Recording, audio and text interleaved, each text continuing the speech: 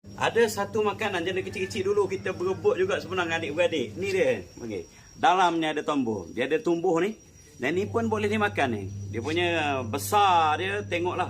Tengok kepanjangan ni. Panjang ke tak panjang tak? Ni. Ni. Ni pun boleh dimakan ni. Dalam dia ada tombol dia panggil. Bismillah.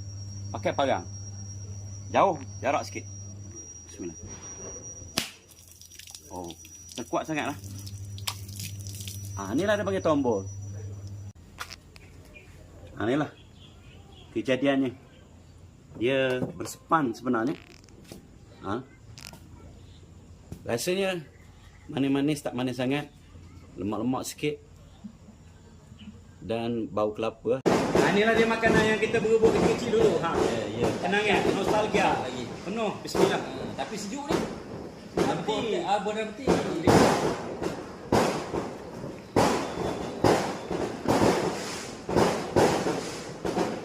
apa rasanya? Manis, juicy. Juicy. Ada masak. Bersepan. Masak. Cepat. Ada masak sikit ya.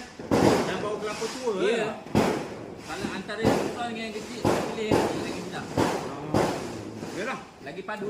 Ya, dia mampak sikit. Mampak sikit. Yang ini dia agak bersepan. Memang sedap lah sebenarnya. Memang sedap. Ha? Ni yang kecil. Nampak kecil. Memang mampak yang kecil.